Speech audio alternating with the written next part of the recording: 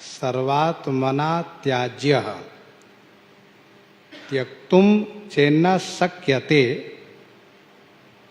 स सदभि सह कर्तव्य सताम संगो ही भेषजम। बड़ी अच्छी बात मंदालसा जी उस मुद्रिका में लिख करके बन को गई थी, जिसका अभिप्राय यह है, संग सर्वता ही तज दीजे, संग सर्वथा ही तज दीजे, करिए तो सज्जन संग कीजे, भव भे सजन साधुन की संगति, बिनु या के जग नहीं और गति, कबहू न कछुक कामना करिए, करिए तो सेवा चित धरिए, हरि हरि जन सेवा की आशा, याते होत कामना नासा, याते होत कामना नासा।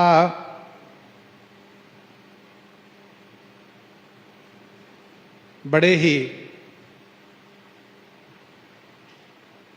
महत्व की बात है, कल्याणकारी बात है। तो अलर्क जी ने श्री दत्तात्रेय जी से आशीर्वाद प्राप्त किया और उन्होंने 5 पुरिया दवा इनको खिला दी, ये स्वस्थ हो गए। जब इन्होंने मामा जी को प्रणाम किया, मामा जी अब आप राज कीजिए, चाहे भैया सुबाहु को राज दीजिए, मैं तो चला। तो सुबाहु ने कहा धन्य है अलर्क। तो काशी नरेश मामा ने कहा, सुबाहु विक्रांत क्या बात है? कहा मामा जी बात ये है कि हम जिस प्रयोजन से आए थे हमारा काम हो गया, हम चल रहे हैं। पूछा किस प्रयोजन से आए थे? कहा प्रयोजन यही था हमारा, माता जी के संदेश को लेकर के हम आए और अब हम इनको लेकर के जा रहे हैं। तो काशी नरेश ने कहा भांजा ठहर जा थोड़ा। क्यों? कहा बात यह है कि मैं भी अपने बेटे को राज तिलक कर देता हूं, मैं भी अपने बेटे को राज तिलक कर देता हूं और अलर्क भी अपने बेटे को राज तिलक कर दिया है, अब हम भी वन को चलेंगे। कहा ये तो बड़ी अच्छी बात हो गई, बहुत बड़ी अच्छी बात हुई। तो काशी नरेश और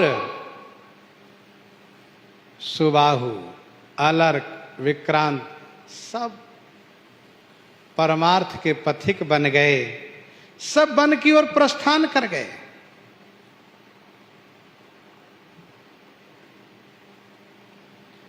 एक बार की बात है, अलर्क जी कालिंजर पर्वत पर विचरते हुए देखा।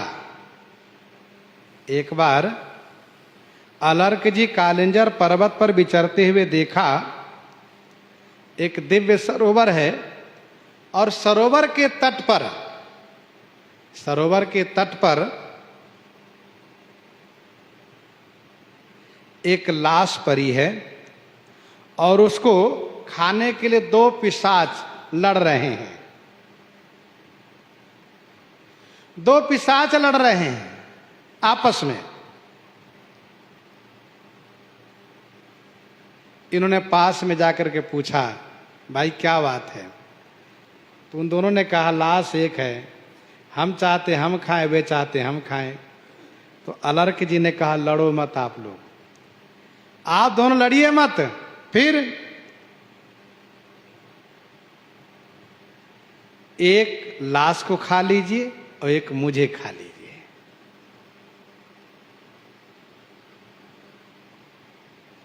यह सुन करके बड़े प्रसन्न हो गए, यह सुन करके बड़े प्रसन्न हो गए और अपनी प्रसन्नता प्रकट करते हुए त्रिदेव प्रकट हो गए। दोनों पिशाच और लाश गायब हो गए, त्रिदेव प्रकट हो गए। प्रकट होकर के कहा, अरे वाह, तुम तो महान हो अलर्क। फिर अलर्क जी ने चरण वंदन किया और इन्होंने, त्रिदेव ने कहा, वर मांगो।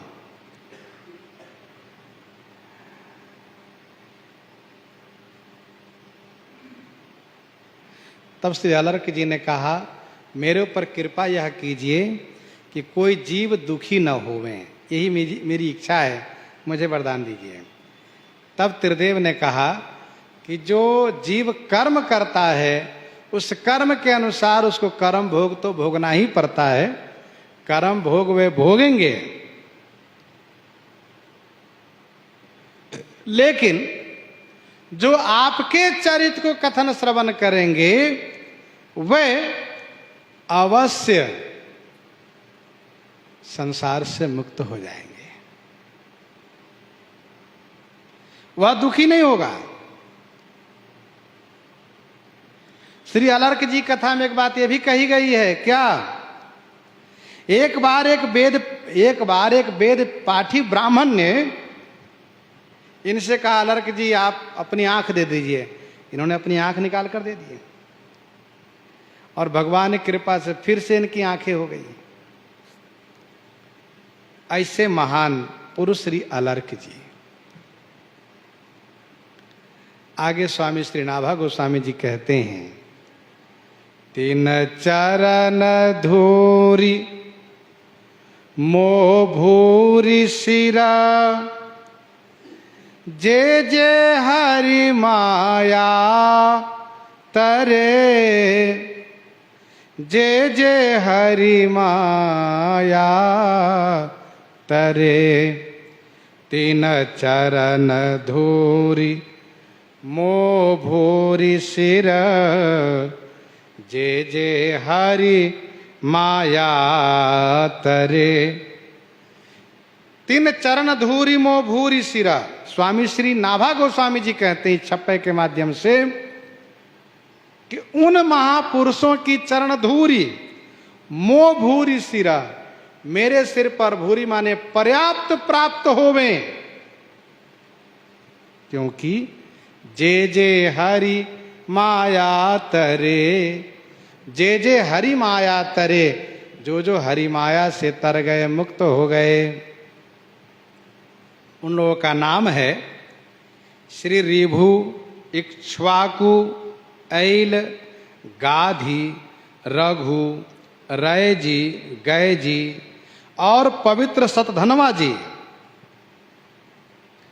अमूर्ति जी और रंती देव जी, उतंग जी, भूरी सरवा जी, देवल जी, वैवस्वत मनु जी, नहुस जी, जजाति जी, दिलीप जी, पुरु जी, यदु जी, गुह, निषादराज जी, मानधाता जी, पीपल जी, निमि जी, भरद्वाज जी, दक्ष जी, शरभंग जी, संघाता माने समूह, संजय जी, समीक जी, उत्तानपाद जी, याज्ञवल्क्य जी, जस जग भरे।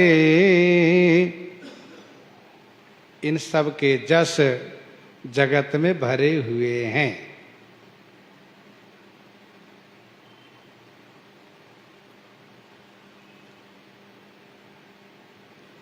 तीन चरण धूरी मोह भूरी सिरा, जे जे हरि माया तरे।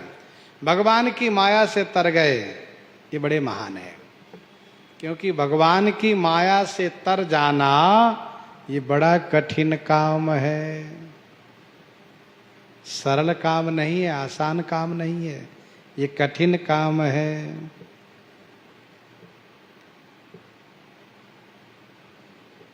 शिव बिरंचि कहूँ मोहहि कोहई बपुरा आन, असजिय जानी भजहि मुनि मायापति भगवान। अति प्रचंड रघुपति कै माया, जही न मोह अस को जग जाया, जही न मोह अस को जग जाया। अति प्रचंड रघुपति कई माया, जही न मोह अस को जग जाया।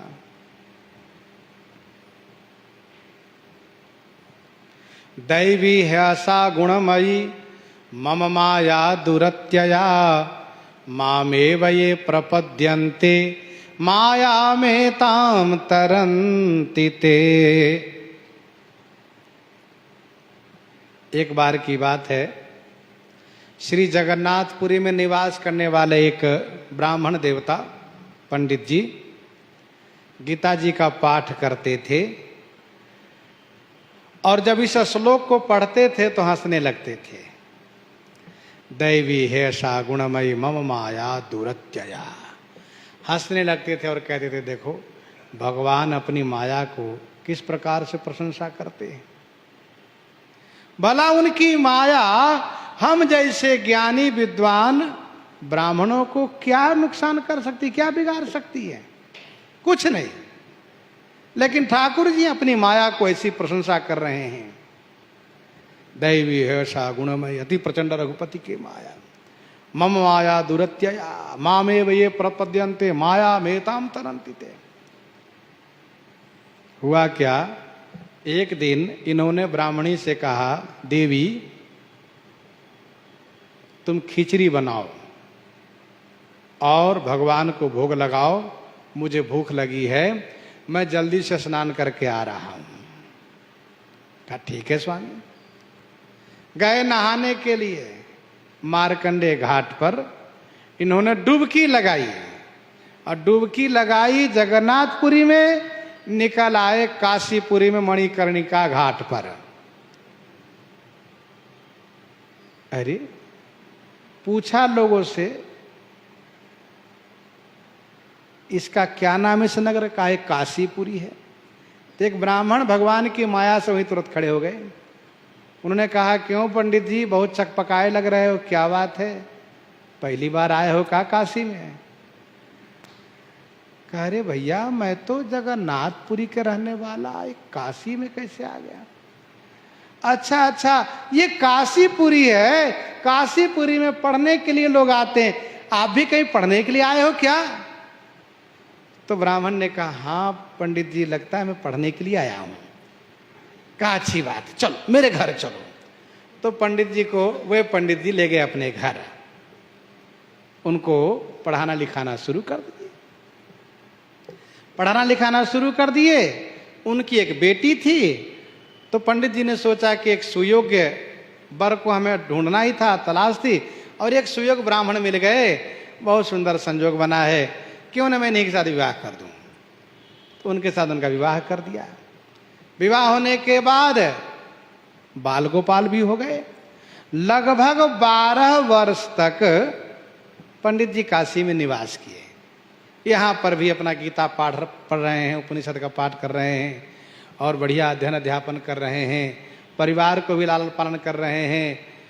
12 वर्ष बीत गए। कभी कभी सोचते हैं कि अरे मैं जगन्नाथपुरी के पंडित था, मैं काशी में आ गया, कुछ समझ में नहीं आता है, चलो कोई बात नहीं। फिर ऐसा सोचते विचारते एक दिन मन में आया चलो मणिकर्णिका घाट फिर नहाने चलते हैं। तो गए मणिकर्णिका घाट नहाने के लिए। मणिकर्णिका घाट नहाने गए, जैसे उन्होंने डुबकी लगाई तो फिर जगन्नाथपुरी आ गए। मारकंडे घाट फिर निकल कर आए। तो जैसे बाहर निकले फिर चकपकाए, अरे ये जगन्नाथपुरी है, मैं तो काशी में था, यहां कैसे आ गया? और फिर सोचते हैं कि ये है क्या, कुछ समझ में नहीं आ रहा है। तो फिर बहुत तेजी चल करके अपने घर आए और कहा देवी सुनो, खिचड़ी तुमने बना लिया क्या, भोग लगा लिया? उन्होंने कहा स्वामी आप बहुत जल्दी नहा कर आ गए, अभी तो मैंने चढ़ाया ही है खिचड़ी बनने के लिए। अच्छा कोई बात नहीं, ठीक है बनाओ, भोग लगाओ। बनाया, भोग लगाया, पंडित जी पाए। वो पंडित जी कुछ गुमसुम रहते हैं, सोचते रहते हैं, मैं काशी गया था, जगन्नाथपुरी में हूँ, अरे मेरी वहाँ पर पत्नी है, वहाँ पर भी बाल गोपाल, यहाँ भी मेरी ब्राह्मणी है, यहाँ भी मेरे बाल गोपाल, ये सब चक्कर क्या है? तब कुछ दिन, 2-4 दिन बीता। इधर काशी में इस बात को लेकर के सब सोचने लगे, शोरगुल हुआ कि भाई पंडित जी के जमाता भाग गए, पंडित जी के दामाद चले गए।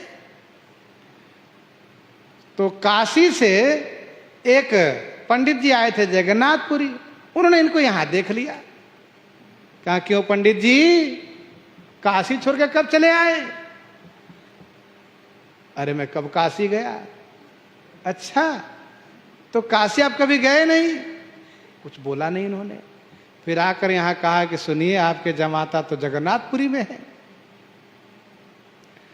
तब काशी वाले पंडित जी अपनी उस बेटी को लेकर के, उनके बाल गोपाल को लेकर के पहुंचे जगन्नाथपुरी। और पहुंचे और वहां जाकर कहा क्यों पंडित जी, आकर के जगन्नाथपुरी में रम गए और ये पत्नी को, बाल गोपाल को, हमें सबको भूल गए? नहीं नहीं, मैं काशी कभी गया ही नहीं। अच्छा तो हम झूठ बोलते हैं। अच्छा ये बताइए, ये पत्नी आपकी नहीं है? कुछ बोल ही नहीं पा रहे, क्या बताऊं मैं। अच्छा रुकिए मैं पंचायत बुलाता हूं। जगन्नाथपुरी में उन्होंने पंचायत को बुलाया, पंच लोग आए। पंचों के बीच में इनसे पूछा गया क्यों काशी आप कभी गए थे?